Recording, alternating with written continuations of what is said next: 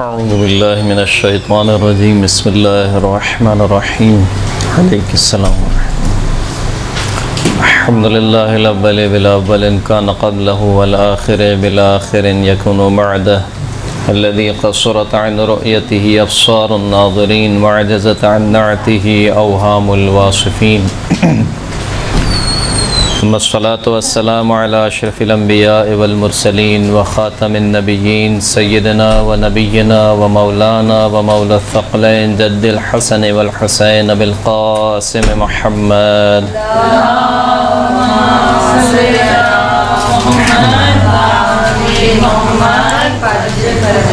وعلى آله الطيبين الطاهرين المعصومين الذين أذهب الله عنهم الرجس وطهرهم تطهيرا اللهم صل على محمد وآل محمد واللعنة الدائمة على أعدائهم أجمعين أما بعد فقد قال الله سبحانه وتعالى في كتابه المجيد بسم الله الرحمن الرحيم ان اللہ مع الذین اتقوا والذین هم محسنون صلاۃ پڑھ محمد و آل محمد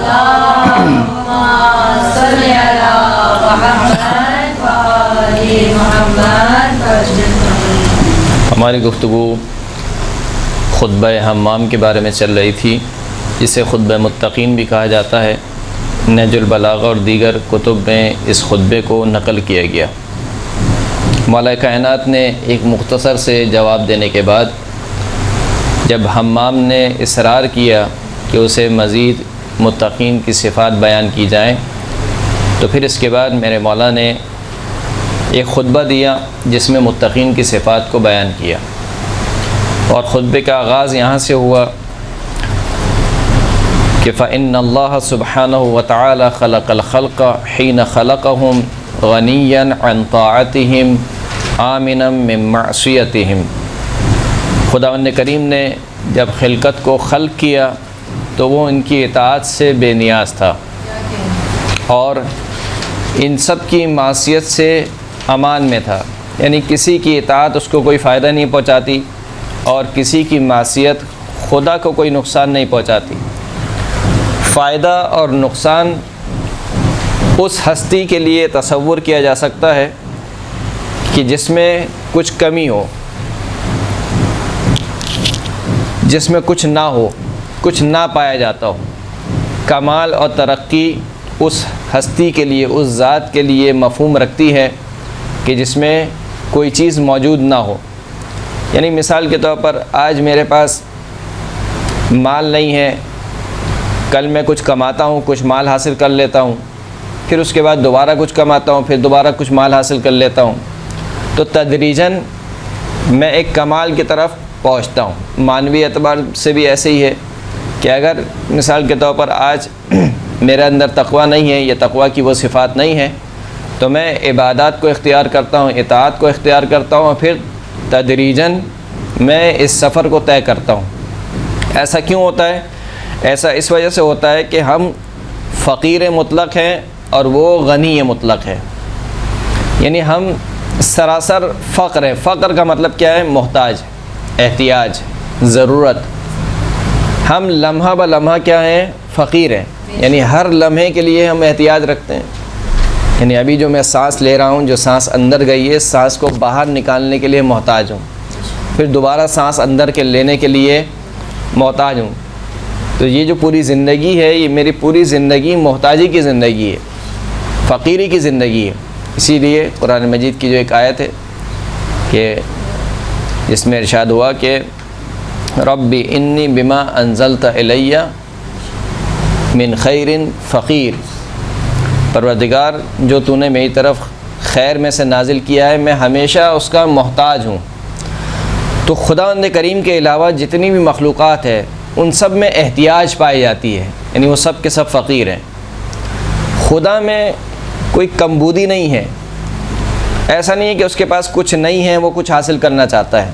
لہذا جب وہ کمال مطلق ہے، وہ بے نیاز ہے۔ بے نیاز کا مطلب کیا ہے؟ یعنی ہر لحاظ سے اسے کسی کی ضرورت نہیں ہے۔ تو جب اسے کسی چیز کی ضرورت نہیں ہے تو پھر ہماری عبادت اور ہماری معصیت، نہ ہماری عبادت اس کو کوئی فائدہ پہنچاتی ہے، نہ ہماری معصیت اس کو کوئی نقصان پہنچاتی ہے۔ پلٹ کر اگر خداوند کریم نے کہیں پر یہ کہا کہ ما خلقت الانس والجن الا لیعبدون، میں نے جنوں اور انسانوں کو خلق نہیں کیا مگر یہ کہ وہ میری عبادت کریں، یہ جو ہدف کا خلقت کا جو ہدف بیان کیا گیا کہ میں نے اس وجہ سے خلق کیا ہے، تو یہ جو احتیاج ہے، یہ جو ضرورت ہے، یہ بھی خدا کی ضرورت نہیں ہے۔ یعنی ایسا نہیں کہ خدا کی خدائی کو ثابت کرنے کے لیے اس کو ایک مخلوق چاہیے تھی جنوں اور انسانوں کی، تو لہٰذا اس نے خلق کیا ایک ایسی مخلوق کو جو اس کی عبادت کریں گے تو اس کی خدائی ثابت ہوگی، ایسا ہرگز نہیں تھا، بلکہ عبادت کی احتیاج مجھے ہے، یعنی جنوں اور انسانوں کو ہے۔ مجھے اگر کمال تک پہنچنا ہے تو میں احتیاج رکھتا ہوں کہ اللہ کی عبادت کروں، وگرنہ اللہ کو کسی کی عبادت کی ضرورت نہیں ہے۔ جیسے کہ اسی خطبے میں آخر میں ارشاد فرمایا مولانا لأنه لا تضره معصیة من عصاه ولا تنفعه طاعة من اطاعه، کیونکہ معصیت کرنے والے کی معصیت اللہ کو کوئی نقصان نہیں پہنچاتی اور اطاعت کرنے والے کی اطاعت خداوند کریم کو کوئی فائدہ نہیں پہنچاتی۔ اسی مطلب کو قرآن مجید میں کئی آیات میں پیش کیا گیا۔ سورہ اسراء کی آیت نمبر 7 ان احسنتم احسنتم لانفسکم وان اسأتم فلہا، اگر تم نیک کام انجام دیتے ہو تو خود اپنے لیے نیک کام انجام دیتے ہو، اور اگر تم کوئی برائی کرتے ہو تو خود اپنے نفسوں کے لیے برائی انجام دیتے ہو۔ یعنی خیر اور شر، نیک اور بد جو کچھ بھی ہے اس کی بازگشت کس کی طرف ہے؟ تمہاری طرف ہے۔ اللہ کو کسی ضرورت نہیں ہے، اللہ کو کسی خیر کی ضرورت نہیں ہے، نہ کسی کی خیر کی ضرورت ہے، نہ کسی کی معصیت سے، کسی کے شر سے اللہ میں کوئی کمی آ جاتی ہے، اس کی خدائی میں کوئی کمی نہیں آتی۔ لہٰذا خیر اور شر کی بازگشت کس کی طرف ہو رہی ہے؟ تمہاری طرف۔ یعنی یہ خیر پلٹے گا بھی تمہاری طرف، یہ شر بھی کہاں پلٹے گا؟ خود تمہاری طرف پلٹے گا۔ درست۔ سورہ بقرہ آیت نمبر 110 میں خداوند کریم نے ارشاد فرمایا کہ وما تقدموا لانفسکم من خیر تجدوہ عند اللہ، دیکھو جو کچھ بھی تم اپنے نفسوں کے لیے آگے بھیج رہے ہو خیر میں سے، تجدوہ عند اللہ، وہ تم پاؤ گے اللہ کے پاس۔ اب اس تعبیر کو آپ ملاحظہ کیجئے کہ وما تقدموا لانفسکم، جو تم بھیج رہے ہو کس لیے؟ لانفسکم، خود اپنے لیے۔ یعنی میں نماز پڑھ رہا ہوں کس کے لیے پڑھ رہا ہوں؟ اپنے لیے پڑھ رہا ہوں۔ روزہ رکھ رہا ہوں اپنے لیے، صحیح، حج و زکوٰۃ دیگر فرائض پر عمل کر رہا ہوں، زکوٰۃ دے رہا ہوں، زکوٰۃ فطرہ دے رہا ہوں، صدقہ دے رہا ہوں، یہ سب کس کے لیے؟ میں نے کسی پر احسان نہیں کیا سوائے اپنی ذات پر۔ ما تقدموا لانفسکم، جو تم بھیج رہے ہو اپنے نفسوں کے لیے، من خیر، خیر میں سے، جو کچھ بھی تم اپنے نفسوں کے لیے آگے بھیجتے ہو خیر میں سے، تجدوہ عند اللہ، وہ تم اللہ کے پاس پاؤ گے۔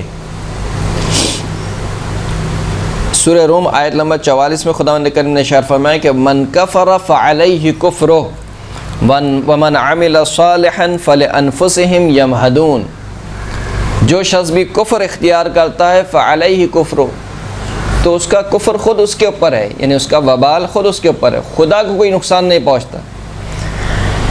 یعنی ایک لمحے کے لیے آپ فرض کیجئے کہ پوری کی پوری کائنات کافر ہو جائے، حتیٰ چرند و پرند اور حیوانات، پوری کائنات اللہ کا انکار کرے، تو اس سے کیا ہوگا؟ کیا اللہ کی خدائی میں کوئی کمی آ جائے گی؟ کوئی نقصان کر بیٹھے گا خداوند کریم؟ کچھ نہیں ہوگا اس کا، وہ غنی بے نیاز ہے۔ تو فرمائے کہ جو کفر اختیار کرے تو اس کا کفر اسی کے اوپر ہے۔ ومن عمل صالحا فلانفسہم، جو نیک عمل انجام دیتا ہے فلانفسکم، وہ بھی ہم پر احسان نہیں کرتا، فلانفسکم فلانفسہم، وہ بھی خود اپنے نفسوں کے لیے۔ یعنی انسان بسا اوقات جب عبادات انجام دیتا ہے تو گویا اس کے اندر ایک ایسی کیفیت آ جاتی ہے کہ آج تو میں نے بہت بڑا کام کر دیا خدا کے لیے۔ مثلا کوئی نماز شب پڑھنے والا نہ ہو اور وہ ایک دم سے نماز شب پڑھنے لگے، یا مثال کے طور پر کوئی فقیر آ جائے اور کچھ پیسے نکال کے اس کو دے دے، یا کوئی بھی ایسا کام جو روٹین سے ہٹ کر ہو وہ انجام دے دے، نیک کام کی بات کر رہا ہوں، تو بسا اوقات انسان کو یہ خیال آتا ہے کہ آج تو میں نے یعنی کوئی پہاڑ اکھاڑ دیا ہے، خدا کے اوپر کتنا میں نے احسان کر دیا مثال کے طور پر، یا کوئی ایسی نماز پڑھ لے جو نہ پڑھتا ہو مثال کے طور پر۔ لیکن سب خوش ہونا تو بنتا ہے نا کہ اندر جی خوش ہونا ضرور بنتا ہے، ضرور انسان کو خوش ہونا چاہیے، لیکن دوسری طرف انسان کو یہ سمجھنا چاہیے کہ جو بھی میں نے انجام دیا یہ بہت کم ہے۔ یہ کیا ہے؟ بہت کم۔ بہت کم ہے۔ حضرت لقمان نے اپنے بیٹے کو نصیحت کی، اس نصیحت میں ارشاد فرمایا کہ دیکھو اگر تم ثقلین کے برابر عبادت انجام دو، ثقلین کسے کہتے ہیں؟ ثقلین جن و انس یا دنیا اور آخرت، ثقلین کے برابر یعنی جن و انس کے برابر اگر تم عبادت انجام دو، پھر بھی تم یہ سمجھنا ہے کہ تم نے عبادت کا حق ادا نہیں کیا، تم نے کوتاہی کی ہے عبادت انجام دینے میں۔ اور اگر تم ثقلین کے برابر گناہ انجام دو تب بھی نا امید نہیں ہونا، اس لیے کہ تمہارے گناہ چھوٹے ہیں، خدا کی رحمت ان سے بڑی ہے۔ کہیں بڑھ کر ہے۔ تو بہرحال اس حدیث کا ریفرنس کر مجھے یاد نہیں ہے، لیکن یہ بہرحال یہ روایت نقل ہوئی ہے۔ تو انسان کو جب انسان نیک اعمال انجام دیتا ہے یقیناً اس کو خوش ہونا چاہیے کہ خداوند کریم نے مجھے توفیق دی کہ اس کی دی ہوئی توفیق سے میں نے یہ کام انجام دیے ہیں۔ یہ ایک الگ احساس ہے، اور ایک یہ احساس کہ میں نے آج یعنی بہت بڑا کام کر دیا، یعنی خدا کے حق میں نعوذ باللہ کہ میں نے کتنا بڑا احسان کر دیا، یہ ایک الگ احساس ہے۔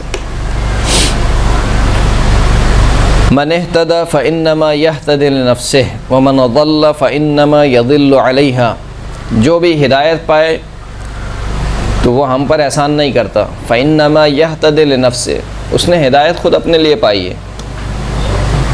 اگر آپ ہدایت پا رہے ہیں تو یہ ہدایت کس کے لیے؟ خود آپ کے لیے، اللہ پر کو اس کا کوئی فائدہ نہیں پہنچے گا۔ ومن ضل فإنما يضل عليها، اور جو گمراہ ہو جائے تو اس کی گمراہی بھی اسی کے اوپر ہے، نقصان بھی تمہارے لیے ہے، فائدہ بھی تمہارے لیے ہے۔ وَلَقَدْ آتَيْنَا لُقْمَانَ الْحِكْمَةَ أَنِ اشْكُرْ لِلَّهِ، ہم نے لقمان کو حکمت عطا کی، حکمت کیا تھی؟ أَنِ اشْكُرْ لِلَّهِ، اللہ کا شکر ادا کرو۔ وَمَن يَشْكُرْ فَإِنَّمَا يَشْكُرُ لِنَفْسِهِ، جو بھی اللہ کا شکر ادا کرتا ہے تو وہ یہ نہ سمجھے کہ اللہ پر احسان کر رہا ہے، بلکہ فَلِنَفْسِهِ، خود اپنے لیے، یعنی خدا کا شکریہ بھی ہم جو ادا کر رہے ہیں وہ بھی خدا تک نہیں پہنچتا، اس کا فائدہ خدا تک نہیں پہنچتا ہے، وہ بھی خود ہمارے لیے۔ وَمَن كَفَرَ فَإِنَّ اللَّهَ غَنِيٌّ حَمِيدٌ، اور جو کفر اختیار کرے، کفران نعمت کرے، تو وہ یہ نہ سمجھے کہ میں نے خدا کا بہت بڑا نقصان کر لیا، خداوند کریم بے نیاز ہے۔ سورہ فصلت کی آیت نمبر 46 میں خداوند کریم نے ارشاد فرمایا کہ من عمل صالحا فلنفسه ومن اساء فعليها، جو شخص بھی نیک عمل انجام دیتا ہے فلنفسه، وہ خود اس کے اپنے نفس کے لیے ہے۔ آیت نمبر 40 کون سی ہے؟ 46 کون سی سورہ؟ فصلت، سورہ فصلت آیت نمبر 46۔ جو نیک عمل انجام دیتا ہے وہ بھی خود اسی کے لیے ہے، اور جو کوئی برائی انجام دیتا ہے تو اس کا وبال بھی اسی کے اوپر ہے۔ اسی طریقے سے مولا کائنات نے نہج البلاغہ کی ایک دوسرے خطبے میں ارشاد فرمایا کہ لم یخلق ما خلقہ لتشدید سلطان، خداوند کریم نے جو یہ خلقت کو خلق کیا ہے اس کی وجہ یہ نہیں ہے کہ وہ اپنی حکومت کو محکم کرنا چاہتا ہے، یعنی کیا ہوتا ہے مثال کے طور پر نفری بھرتی کی جاتی ہے، آرمی میں اضافہ کیا جاتا ہے کہ بھائی آپ کے جو پائے تخت ہے، آپ کی جو سلطنت ہے اس کو قوت بخشی جائے، اس کو استحکام بخشا جائے۔ خدا نے یہ کام اس لیے نہیں کیا کہ انسانوں کو خلق کیا کہ میں اتنے انسانوں کو خلق کروں تاکہ میری حکومت کیا ہے کوئی گرا نہ سکے، کوئی مثال کے طور پر جو رول نہ لا سکے، کوئی ریفرنس پاس نہ ہو سکے، ایسا کچھ نہیں۔ لم یخلق ما خلق اللہ لتشدید سلطان ولا تخویف من عواقب زمان، نہ ہی اس وجہ سے خلق کیا کہ زمانے کے جو عواقب ہیں ان کا خوف ہو خداوند کریم کو، کہ ابھی میں ان سب لوگوں کو خلق کر لوں تاکہ آئندہ جب زمانہ آئے تو ایسا نہ ہو کہ میری خدائی کچھ خطرے میں پڑ جائے تو ان لوگوں کو میں آگے کر دوں، نعوذ باللہ، ایسا بھی نہیں ہے۔ ولا استعانۃ علی ند مثابر، نہ ہی خداوند کریم نے ان کو اس لیے خلق کیا ہے کہ اپنے جیسے نعوذ باللہ کسی شریک پر مدد طلب کرنے کے لیے فوج کو بھرتی کیا ہو، اس وجہ سے بھی خلق نہیں کیا خداوند کریم۔ ولا شریک مکاثر ولا ضد منافر لیکن خلائق مربوبون وعباد داخرون، لیکن خداوند کریم نے کیوں خلق کیا؟ سب کو خداوند کریم نے خلق کیا تاکہ خداوند کریم ان کی پرورش کرے۔ مربوبون، خداوند کریم ان کی پرورش کرے، اور یہ سب کے سب کیا ہے؟ اللہ کی رحمت کے محتاج ہیں۔ تو یہ ایک مطلب یہاں پر ختم ہوا، یعنی ابتدا میں ہی جو مولا کائنات بات سمجھانا چاہ رہے تھے حمام کو، یہ سمجھانا چاہ رہے تھے کہ دیکھو تقوی اختیار کرنا چاہتے ہو، لیکن تقوی اختیار کرنے سے پہلے جو سب سے اہم بات ہے وہ تمہارے ذہن میں رہے کہ یہ تقوی خدا کو کوئی فائدہ نہیں پہنچاتا۔ اس تقوی کا فائدہ کس کو ہوگا؟ خود میرے لیے، یعنی مجھے فائدہ حاصل کرنا ہے، لہٰذا تقوی اختیار کرنا ہے۔ ایسا نہیں کہ خدا میرے تقوی کا محتاج ہے یا خدا کی خدائی میرے تقوی کی محتاج ہے۔ پھر اس کے بعد مولانا شاہ فرمائے فقسم بینہم معائشہم، پس خداوند کریم نے اپنی مخلوق کے درمیان ان کے رزق کو تقسیم کر دیا۔ معائش کہتے ہیں یعنی روزگار، جس کے اوپر انسان کا زندگی بسر کرے اس کو معیشت کہتے ہیں۔ معیشت کی جمع معائش ہے۔ یہ خداوند کریم نے ان کی معیشتوں کو، ان کے روزگاروں کو ان پر تقسیم کر دیا۔ یعنی کیا مطلب؟ یعنی روزی کس کے ہاتھ میں ہے؟ خداوند کریم کے ہاتھ میں۔ روزی خداوند کریم نے انسان کے ہاتھ میں نہیں رکھی، ورنہ اگر یہ کام خدا نے انسان کے ہاتھ میں رکھا ہوتا تو آج کیا ہوتا؟ کوئی اس قدر مثال کے طور پر جمع کرتا کہ اس کے پاس جو ہے وہ اس کی سلطنت میں سورج غروب نہیں ہوتا، اور کوئی بیچارہ جو ہے وہ ایک گھونٹ پانی کے لیے بھی محتاج ہو رہا ہوتا۔ تو خدا نے رزق کو اپنے ہاتھ میں رکھا ہے، رزق کی تقسیم کو خداوند کریم نے اپنے ہاتھ میں رکھا ہے۔ قرآن مجید کی بہت سی آیات ہیں اس کے اوپر، جیسے کہ ارشاد ہوا کہ وما من دابۃ فی الارض الا علی اللہ رزقها وَيَعْلَمُ مُسْتَقَرَّهَا وَمُسْتَوْدَعَهَا، سورہ ہود آیت نمبر 6، کہ روئے زمین پر کوئی بھی ایسا جاندار نہیں ہے مگر یہ کہ اس کا رزق اللہ کے اوپر ہے۔ وَيَعْلَمُ مُسْتَقَرَّهَا، خداوند کریم جانتا ہے کہ اس کے رزق کی جائے قرار کہاں پر وہ رزق پائے گا، وَمُسْتَوْدَعَهَا، اور کہاں پر اس کے رزق کو سپرد کیا گیا ہے۔ ان دونوں جگہوں کو خداوند کریم جانتا ہے۔ یعنی میں کل کیا کھاؤں گا یہ میں نہیں جانتا ہوں، کون جانتا ہے؟ خداوند کریم جانتا ہے۔ کہاں سے کھاؤں گا یہ بھی خداوند کریم جانتا ہے۔ رزق کو خداوند کریم نے اپنے ہاتھ میں لیا۔ لا تقتلوا اولادکم من املاق نحن نرزقکم وإیاہم، اپنی اولاد کو فاقے کے خوف سے قتل مت کرو، کیونکہ ہم تم کو بھی رزق دیتے ہیں اور تمہاری اولاد کو بھی رزق دیتے ہیں۔ یعنی رزق دینے والے ہم ہیں۔ بس اوقات ہم یہ سمجھتے ہیں کہ شاید ہم بچے پال رہے ہیں، بالخصوص ہماری مائیں وہ سمجھتی ہیں کہ وہ بچے پال رہی ہیں۔ صحیح، والدین کو خداوند کریم نے وسیلہ بنایا ہے۔ صحیح، اصل پالنے والی ذات کون ہے؟ پروردگار عالم۔ الحمدللہ رب العالمین، تمام تعریفیں اس خداوند کریم کے لیے جو عالمین کا پروردگار ہے۔ یعنی ایک عالم کا نہیں ہے، آپ کے 2 3 4 بچوں کا نہیں ہے، خالی صرف اس دنیا کا نہیں ہے، عالمین، اس کائنات میں جتنے بھی عالم پائے جاتے ہیں، یہ دنیا فقط ایک عالم ہے، اس کے علاوہ جتنے بھی عالم پائے جاتے ہیں ان سب کا پروردگار پالنے والا کون ہے؟ خداوند کریم ہے۔ اسی طریقے سے ایک اور آیت میں سورہ اسراء کی آیت نمبر 31 میں، یہ پہلے والی آیت تھی، سورہ انعام کی آیت نمبر 151 151، جی سورہ ہود کی پہلی والی تھی، وما من دابۃ فی الارض والی وہ سورہ ہود کی تھی۔ اس کے بعد والی جو آیت ہے ولا تقتلوا اولادکم من املاق، یہ سورہ انعام کی ہے، آیت نمبر 151۔ اسی کو خداوند کریم نے تھوڑا سا تبدیل کر کے پیش کیا سورہ اسراء میں آیت نمبر 31، ولا تقتلوا اولادکم خشیۃ املاق، اپنی اولاد کو نہ قتل کرو، خشیۃ املاق، فقر اور فاقے کے خوف سے، نحن نرزقہم و ایاکم، ہم انہیں بھی رزق دیتے ہیں اور تمہیں بھی رزق دیتے ہیں۔ یعنی تمہاری اولاد کو بھی ہم ہی رزق دیتے ہیں اور تم کو بھی ہم ہی رزق دیتے ہیں۔ تو یہاں پر کیا کہا؟ خشیت املاک، وہاں پہ تھا من املاک۔ خیر اب اس کی جو نکات بیان کرنے والے ہیں، تفسیری نکات یا بلاغی نکات بیان کرنے والے قرآن مجید کے، وہ کہتے ہیں کہ یہاں پر خشیت املاک سے مراد یہ ہے کہ مجھے ابھی فقر اور فاقہ آیا نہیں ہے میرے اوپر، لیکن مجھے خوف ہے کہ آ جائے گا مستقبل میں، لہٰذا میں کیا کر رہا ہوں، یعنی بس بچے دو ہی اچھے، تیسرا نہیں چاہیے، چوتھا نہیں چاہیے، مثال کے طور پر ابھی نہیں آیا، یعنی فقر ابھی آیا نہیں ہے، آئے گا، یعنی مستقبل کے خوف سے میں اپنے بچوں کو کیا کر رہا ہوں؟ قتل کر رہا ہوں۔ جبکہ پہلی والی آیت میں وَلَا تَقْتُلُوا أَوْلَادَكُم مِّنْ املاک، وہاں پر فقر آ چکا ہے، یعنی میں بھی فقیر ہوں، فقر کی حالت میں ہوں۔ تو دونوں صورتوں میں کہا خداوند کریم نے کہ چاہے تمہیں فقر حاصل ہو، چاہے فقر کا تمہیں خوف ہو، دونوں صورتوں میں اپنی اولاد کو قتل نہ کرو، ہم تمہیں بھی رزق دینے والے ہیں اور ہم ہی تمہاری اولاد کو بھی رزق دینے والے ہیں۔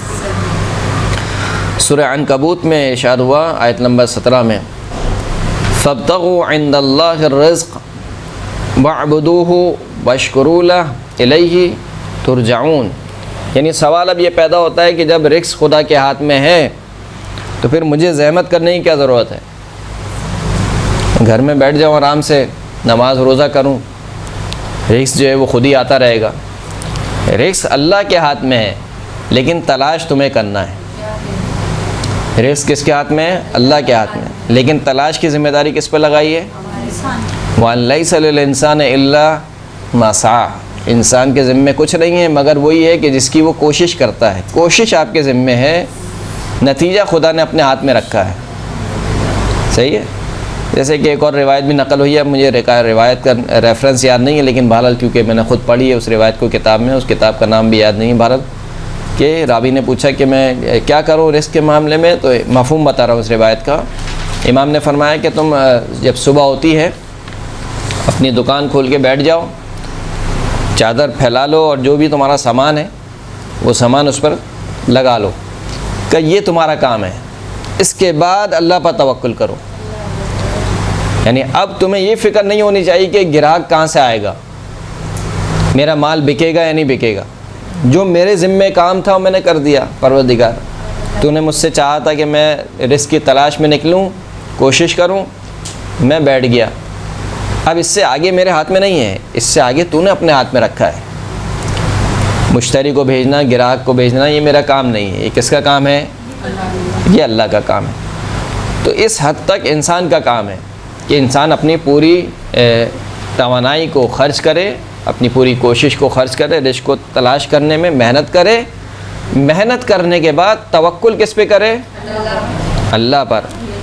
کیونکہ بسا اوقات الٹا ہو جاتا ہے، جیسے کہ عبادات کے معاملے میں ہوتا ہے نا کہ انسان کبھی کبھار کیا سمجھنے لگتا ہے کہ میں نے نمازیں پڑھی، میں نے صدقہ دیا، میں نے دیگیں کھلا دی، میں نے مجلس کرائی، یہ جو میں ہے نا یہ بڑی خطرناک ہے، صحیح نا؟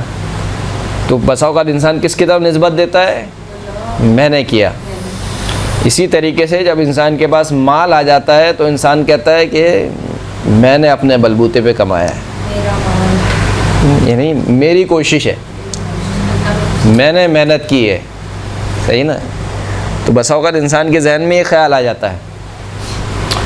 ان قارون کان من قوم موسیٰ فبغى علیہم، قارون حضرت موسیٰ کی قوم میں سے تھا، فبغى علیہم، اس نے حضرت موسیٰ کی قوم پر ظلم کیا، وآتیناہ من الکنوز ما ان مفاتحہ لتنوء بالعصبۃ اولي القوہ، بس ہم نے قارون کو ایسے خزانے عطا کیے کہ جن خزانوں کی چابیاں ایک صاحب قدرت گروہ اٹھاتا تھا، یعنی مردوں کا ایک گروہ تھا اور بھاری بھرکم گروہ، یعنی جسامت میں بھاری بھرکم آدمی، کہا جاتا ہے کہ تقریباً 40 آدمی مل کر کیا اٹھاتے تھے؟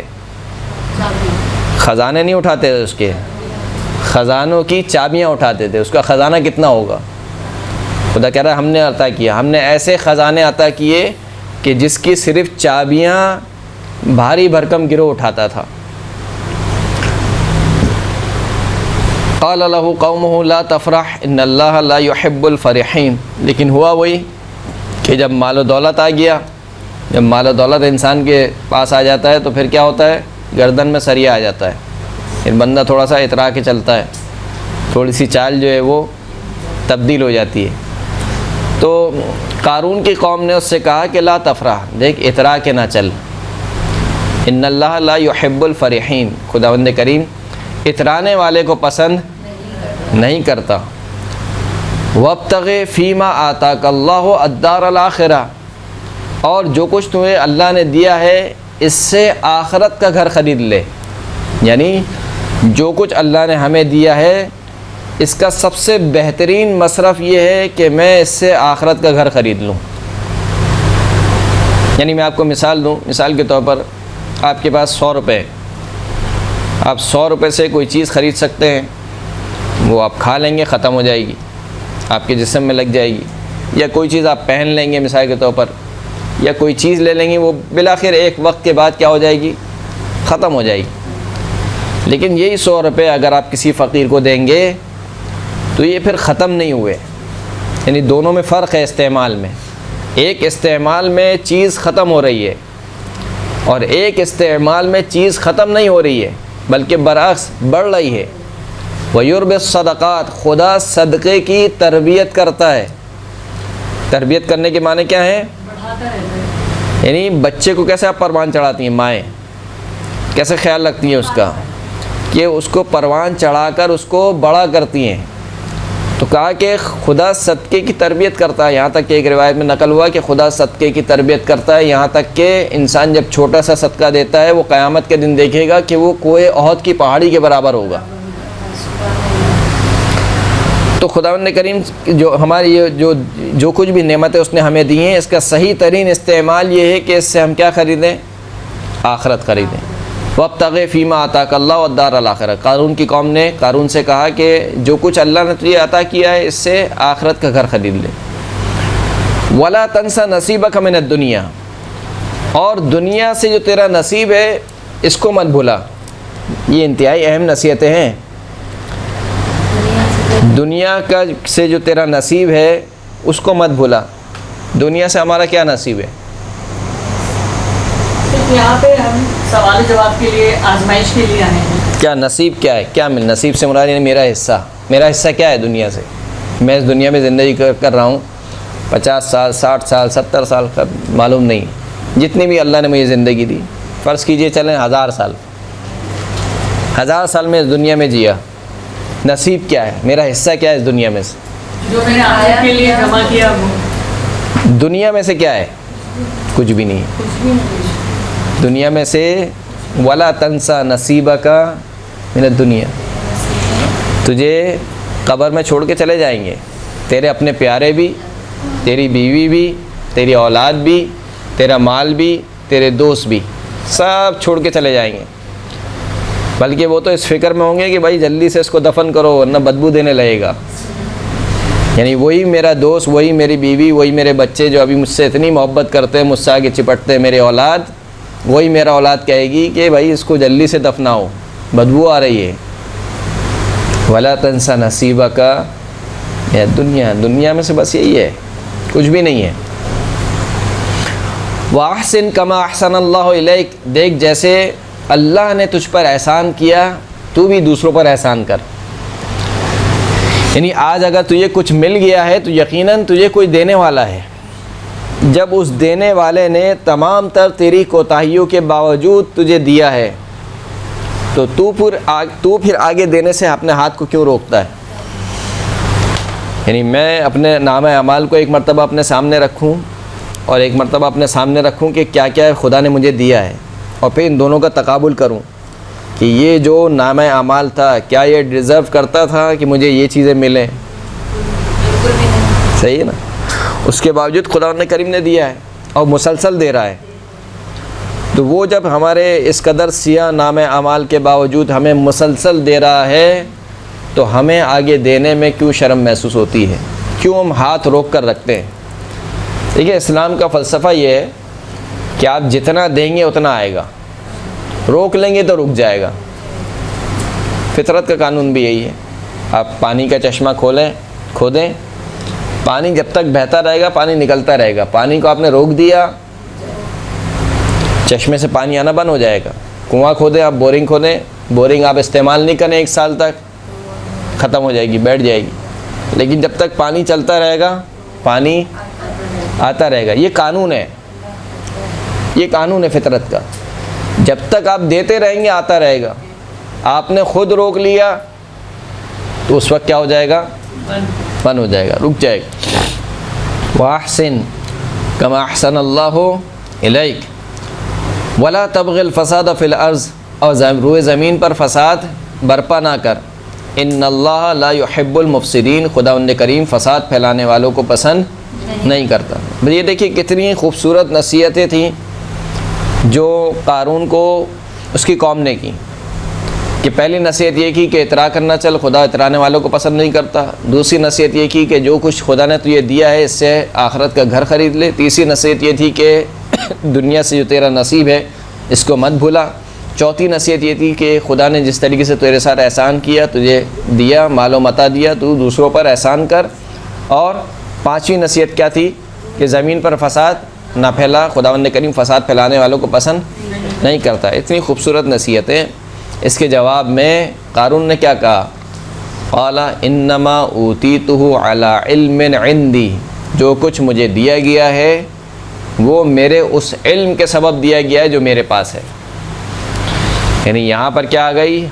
قارون کی میں آ گئی. جب انسان سمجھتا نا کہ یہ تو میں نے بنایا ہے، یعنی بینک بیلنس، یہ مثال کے طور پر جائیداد، فیکٹری کھڑی کر دی، یہ کیا کیا ہے؟ میں نے کیا ہے. یہ جب میں انسان کے اندر آ جاتی ہے بڑی خطرناک ہے. سب کچھ اللہ کا دیا ہوا ہے، میں کیا چیز ہوں؟ تو قارون نے کہا کہ یہ سب کچھ کیا ہے؟ جو میرے پاس علم ہے میرا ہے. یعنی یہ سب جو تم دیکھ رہے ہو، یہ سب جو خزانے تم دیکھ رہے ہو، یہ سب میری وجہ سے ہیں، کسی نے مجھے دیا نہیں. یہ سورہ قصص کی آیات تھیں، آیت نمبر 76، 77 اور 78. تو رزق کو خداوند کریم نے اپنے ہاتھ میں لیا اور بندوں سے ہی کہا فقسم بینہم معائشہم، بس خداوند کریم نے بندوں کے درمیان ان کی معیشت کو، ان کے روزگار کو تقسیم کر دیا.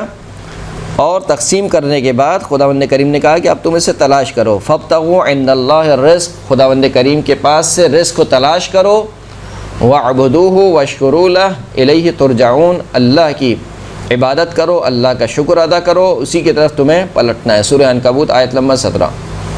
سورہ جمعہ کی مشہور و معروف آیت ہے فَإِذَا قُضِيَتِ الصَّلَاةُ فَانْتَشِرُوا فِي الْأَرْضِ وَابْتَغُوا مِنْ فَضْلِ اللَّهِ، جب نماز تمام ہو جائے تو کیا کرو؟ فَانْتَشِرُوا فِي الْأَرْضِ، روئے زمین پر پھیل جاؤ.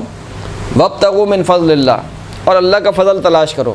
یعنی اللہ خود کہہ رہا ہے یہ نیکی یہ نہیں ہے کہ بس تم جا کے مسجد میں بیٹھ جاؤ اعتکاف میں، تمہارے بیوی بچے بھوکے رہے، مثال کے طور پر بیوی بچے محتاج ہوں، وہ دوسرے کے سامنے ہاتھ پھیلانے میں مجبور ہو جائیں. کہا نہیں، یہ کوئی نہ اسلام کی تعلیمات ہیں، یہ نہ خداوند کریم تم سے یہ چاہتا ہے. نماز کا ایک وقت ہے، روزی کمانے کا ایک وقت ہے. نماز تمام ہو گئی فانتشروا فی الارض. لو جی جی جیسے نہج البلاغہ میں لکھا ہے خطبے میں کہ رزق 2 قسم کے، تھوڑا سا آپ بتائیں کہ اس کے بارے میں. جیسے میں نے پڑھا ہے جی جی کہ رزق 2 قسم کے، تو ایک تو خود تلاش کرتے، دوسرا میرے ذہن میں خیر میں یہ یاد آ رہا ہے مجھے اس طریقے کا کوئی قول لکھا ہوا ہے، لیکن ابھی وہ ذہن میں نہیں آ رہا پورا قول کہ وہ قول کیا ہے. رزق و رزقان، رزق جو ہے وہ 2 قسم کے. میں نے بھی اسی میں سے پڑھا تھا پہلے، بولنا چاہ رہی تھی پر میں نے ہاں بہرحال مجھے ابھی یاد نہیں آ رہا، انشاءاللہ اگلی کلاس میں آپ کو بیان کر دوں گا. تو کہا کہ جب نماز تمام ہو جائے روئے زمین پر پھیل جاؤ. اور اللہ کے فضل سے مراد یہ نہیں وہی روزی ہے، یعنی روزی کو تلاش کرنا کس کا کام ہے؟ انسان کا کام ہے اللہ کے ہاتھ میں. وہ یہ نہ سمجھے کہ میں نے کیا ہے اللہ کے، دے گا خداوند کریم. تلاش کسے کرنی ہے؟ انسان کو کرنی ہے. بحر الانوار میں ایک انتہائی خوبصورت روایت نقل ہوئی چوتھے امام زین العابدین علیہ الصلوۃ والسلام سے.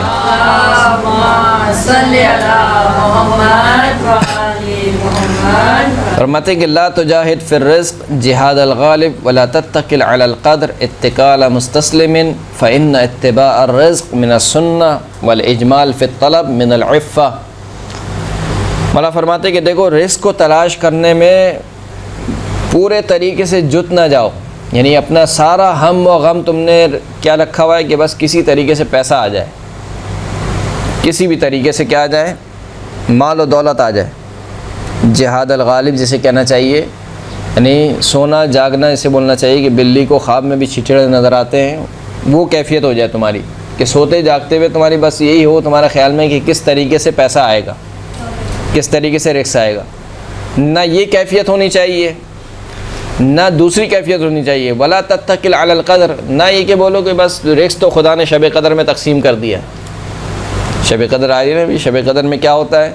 رزق تقسیم ہوتا ہے۔ کہا رزق تو خدا نے شب قدر میں اب تقسیم کر دیا، اب جو ہے وہ مجھے ہاتھ پیر مارنے کی کیا ضرورت ہے؟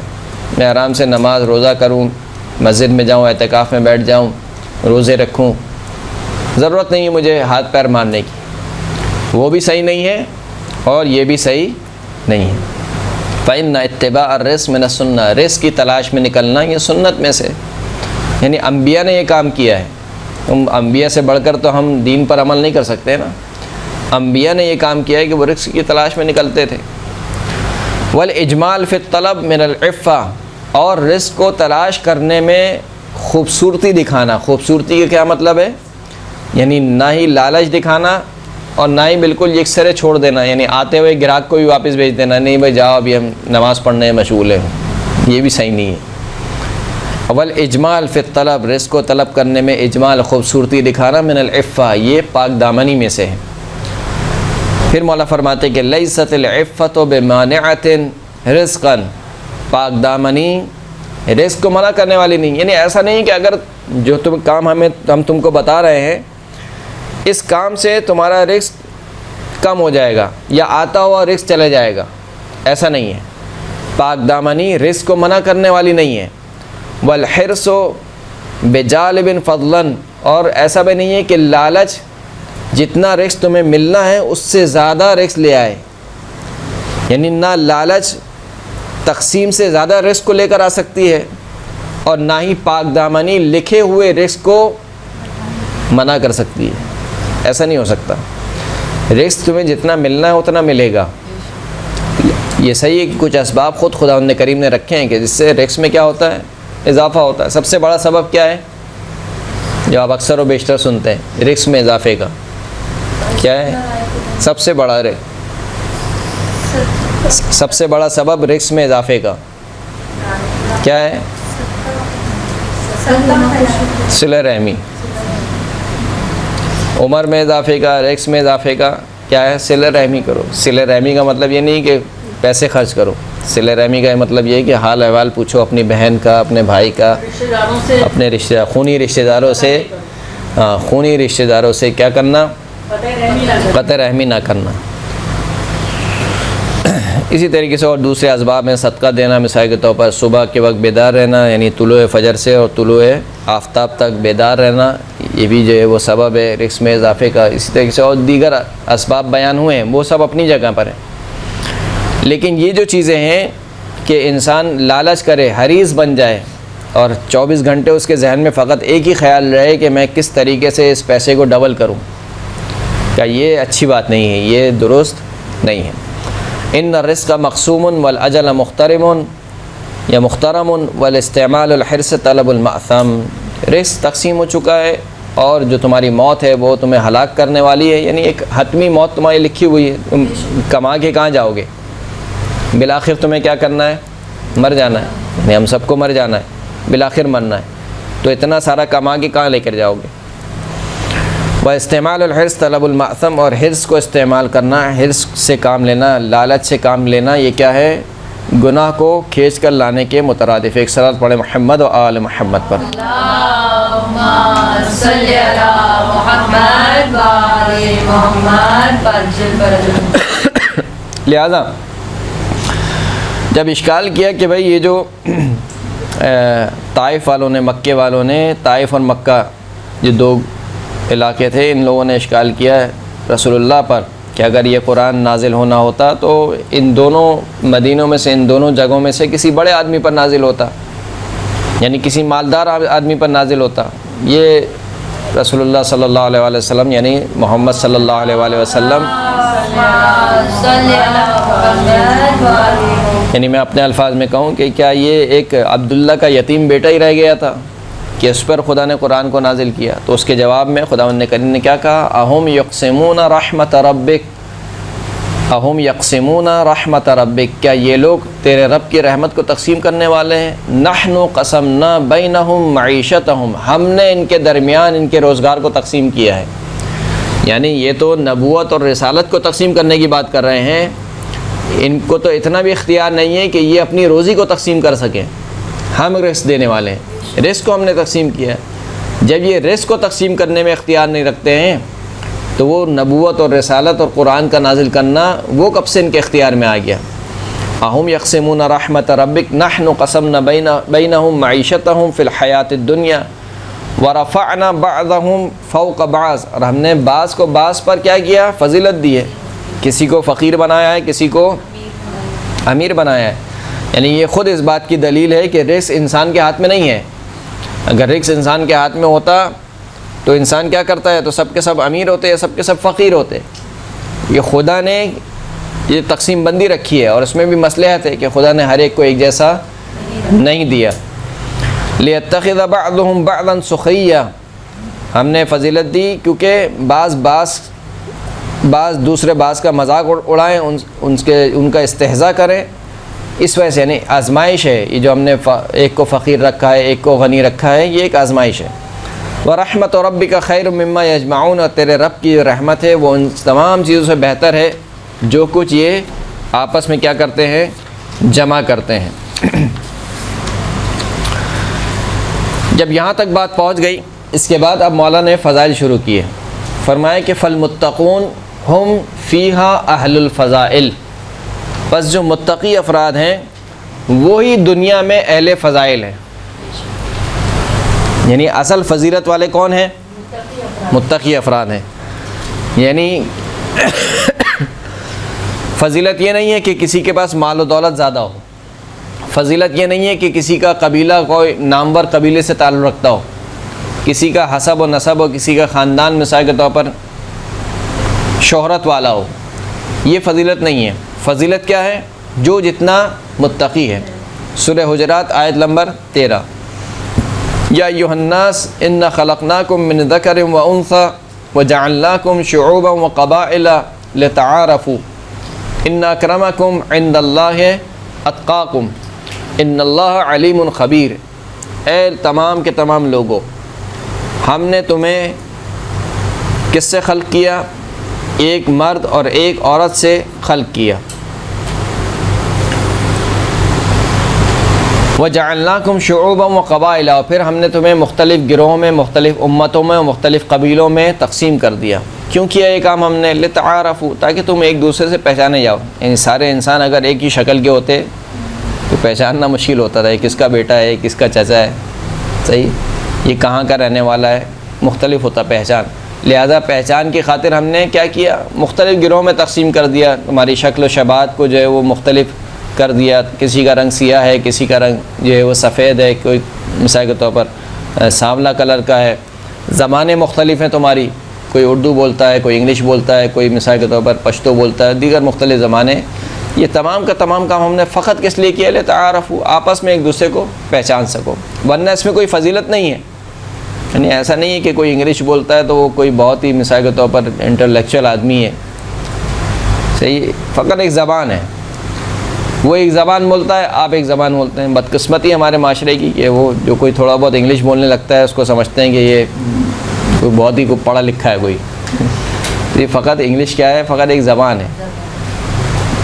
جو جتنی انگلش بولے آپ اس کے سامنے اتنی اردو بولیں، صحیح ہے نا، تاکہ اس کو پتہ چلے کہ آپ بھی زبان رکھتے ہیں، صحیح ہے، اس کی ایک زبان ہے، ہماری ایک زبان ہے، صحیح۔ تو یہ فقط زبانوں کی حد تک ہے، اس میں کوئی فضیلت نہیں ہے کہ آپ کہیں کہ نہیں وہ تو مثال کے طور پر فضائل کے طور پر یہ بیان کریں کہ میرا داماد تو انگلش بولتا ہے، مثال کے طور پر یہ کوئی فضیلت نہیں ہے کوئی ہے۔ یہ کہیں گے مثال کے طور پر میرا بیٹا تو فر انگلش بولتا ہے، یہ کوئی فضیلت نہیں ہے، صحیح ہے، ایک کمانڈ ہے، اچھی بات ہے، آنی چاہیے، یعنی اس میں خدا نخواستہ ہوا ایسا بھی نہیں ہے کہ ہم بہت زیادہ تنقید کر رہے ہوں، لیکن بہرحال ایک زبان کی حد تک ہے، ایک انٹرنیشنل ایک زبان ہے، آنی چاہیے، اچھی بات ہے، لیکن فقط اس حد تک کہ یہ زبان ہے، سمجھنے کا ایک وسیلہ ہے، اس سے بڑھ کر اور کچھ نہیں ہے کہ آپ اس کے آنے پر مثال کے طور پر 100 تمغے دیں اور 100 توپوں کی سلامی دیں، ایسا کچھ نہیں ہے، فقط ایک زبان۔ ان اکرمکم عند اللہ اتقاکم، تم میں خدا کے نزدیک سب سے مکرم، سب سے محترم شخص کون ہے؟ اتقاکم، جو تم میں سب سے زیادہ متقی ہے، نہ وہ کہ جسے انگلش آتی ہے، نہ وہ کہ جسے پشتو آتی ہے، نہ وہ جسے فارسی آتی ہے، نہ وہ جسے عربی آتی ہے، نہ وہ جو امریکہ میں رہتا ہے، نہ وہ جو پاکستان میں رہتا ہے، نہ وہ جو مثال کے طور پر اس کا قوم و قبیلہ مثال کے طور پر قریش سے ہے یا عجم سے ہے یا عرب سے ہے، کچھ نہیں، تم میں سب سے زیادہ خدا کے نزدیک مکرم کون ہے؟ متقی ہے، کہیں کا بھی رہنے والا ہو، کوئی بھی زبان بولتا ہو، اس کا رنگ کیسا بھی ہو، اس کے جسم سے کیسی بدبو کیوں نہ آتی ہو، اگر وہ متقی ہے تو اللہ کے نزدیک کیا ہے؟ مکرم ہے۔ ان اللہ علیم خبیر، کہ خداوند کریم جاننے والا ہے اور خبر رکھتا ہے تمام کے تمام اعمال کی۔ اسی آیت کے ذیل میں تفسیر البرہان میں ایک روایت نقل کی گئی، راوی کہتا ہے کہ پانچویں امام محمد باقر علیہ الصلوۃ والسلام سے روایت ہے، صلی اللہ علیہ محمد وآل محمد،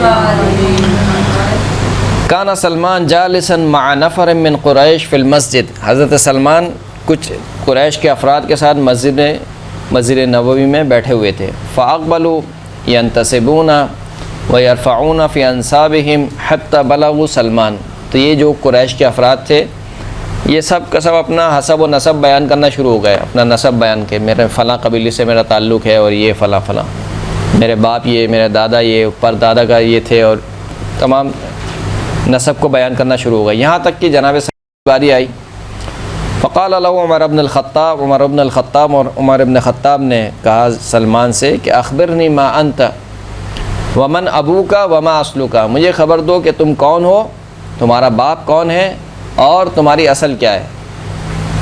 یہ سوال جان بوجھ کے پوچھا گیا کیونکہ وہ سب کے سب جو بیٹھے ہوئے تھے وہ سب کے سب کس میں تھے؟ عرب میں سے تھے، جناب سلمان کون تھے؟ فارس میں سے تھے، عجم میں سے تھے، تو کہا کہ مجھے بتاؤ تم کون ہو، تمہارا باپ کون ہے اور تمہاری اصل کیا ہے۔ فقال انا سلمان بن عبداللہ، میں سلمان بن عبداللہ ہوں، یعنی میرا نام سلمان ابن عبداللہ ہے۔ کنت ضالا فہدانی اللہ عز وجل بمحمد صلی اللہ علیہ وآلہ وسلم، میں گمراہ تھا، مجھے خدا نے اپنے حبیب کے وسیلے سے ہدایت دی۔ وکنت عائلا فاغنانی اللہ بمحمد صلی اللہ علیہ وآلہ وسلم، میں محتاج تھا، فقیر تھا، خدا نے مجھے بے نیاز کیا اپنے حبیب رسول اللہ صلی اللہ علیہ وسلم کے صدقے سے۔ جناب سلمان آپ جانتے ہیں کہ کیا ہوا، قیدی بنا لیا گیا تھا ان کو، یہودی کے باغ میں کام کرتے تھے، اور پھر اس کے بعد یہودی نے شرط لگائی کہ اتنے مثال کے طور پر 1000 درخت اگر جناب سلمان دے دیں تو میں ان کو کیا کر دوں گا، آزاد کر دوں گا۔ رسول اللہ نے جناب سلمان کو آزاد کرایا، 1000 درخت دیے، درخت اگ گئے۔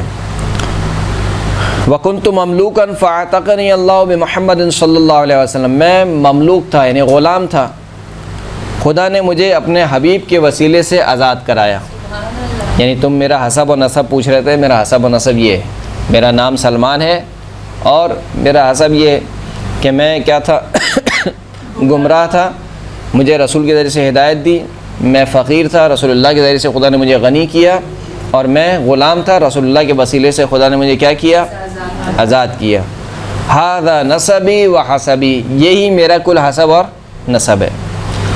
یہ بات چل رہی تھی، اتنے میں رسول اللہ داخل ہوئے اور جناب سلمان دیکھا کہ جناب سلمان ان سے گفتگو کر رہے ہیں، تو جناب سلمان نے رسول خدا سے فرمایا کہ یا رسول اللہ ما لقیت من ہؤلاء جلست معهم فاخذوا ينتصبون ويرفعون في انصابهم حتى اذا بلغوا الي قال عمر بن الخطاب من انت وما اصلك وما حسبك، یعنی وہ ساری وہ داستان جو تھی وہ جناب سلمان نے رسول اللہ کی گوش گزار کی کہ میں اس طریقے سے بیٹھا ہوا تھا، یہ سب اپنے حسب و نسب بیان کر رہے تھے، میری باری آئی تو مجھ سے کہا گیا کہ تم اپنا نام بتاؤ، تمہاری اصل کیا ہے، تمہارا حسب کیا ہے، تو میں نے وہ سارا چیزیں بیان کی۔ پھر اس کے بعد رسول اللہ نے فرمایا کہ یا معاشر قریش ان حسب الرجل دینہ، انسان کا حسب اس کا دین ہے، یعنی انسان کا جو حسب ہے اگر اس کو دیکھنا چاہتے ہو، اعمال اگر اس کو دیکھنا چاہتے ہو تو یہ نہ دیکھو کہ اس کے پاس کتنی بڑی گاڑی ہے، یہ نہ دیکھو کہ اس کا کتنا بینک بیلنس ہے، بلکہ یہ دیکھو کہ اس کا دین کیسا ہے۔ وَمُرُوَّتُهُ خُلُقُهُ، اور انسان کی مروءت، انسان کی جوان مردگی اس کا اخلاق ہے۔ وَأَصْلُهُ عَقْلُهُ، انسان کی اصل اس کی عقل ہے۔ قال اللہ عز وجل، پھر رسول اللہ نے یہ والی آیت پڑھی، إِنَّ خَلَقْنَاكُم مِّن ذَكَرٍ وَأُنثَىٰ وَجَعَلْنَاكُمْ شُعُوبًا وَقَبَائِلَ لِتَعَارَفُوا، اے لوگو ہم نے تمہیں ایک مرد ایک عورت سے خلق کیا اور تم کو مختلف گروہوں میں مختلف قبائل میں تقسیم کر دیا تاکہ تم ایک دوسرے کو پہچانو۔ ان اکرمکم عند اللہ اتقاکم، بے تحقیق تم میں سب سے محترم اللہ کے نزدیک وہ ہے کہ جو تم میں سب سے زیادہ متقی و پرہیزگار ہے۔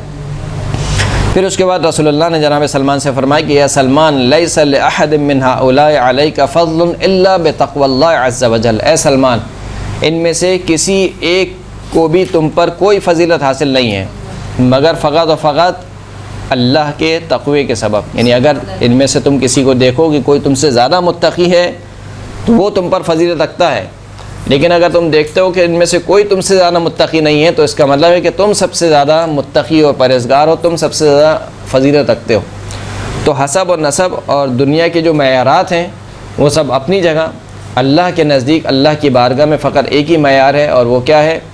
تقوی کا معیار ہے۔ اسی کو مولا کائنات نے بیان کیا ہے کہ فالمتقون ہم فیہا اہل الفضائل، جو متقی افراد ہیں وہی اس دنیا میں کیا ہیں؟ اہل فضائل ہیں اور فضیلت رکھتے ہیں۔ یہ خطبہ کیونکہ طولانی ہے اور بدقسمتی سے، یعنی بدقسمتی کیا بولوں گا، خیر میری نااہلی ہے کہ مجھے گفتگو کرنا نہیں آتی ہے۔ اس درس کے بعد تقریباً ایک درس اور رہ گیا ہے، کوشش کریں گے کہ اس درس کے اندر جتنے ہم صفات کو پڑھ سکیں جلدی کچھ ہم ان صفات کو پڑھیں گے۔ وآخر الدعوانا الحمد للہ رب العالمین۔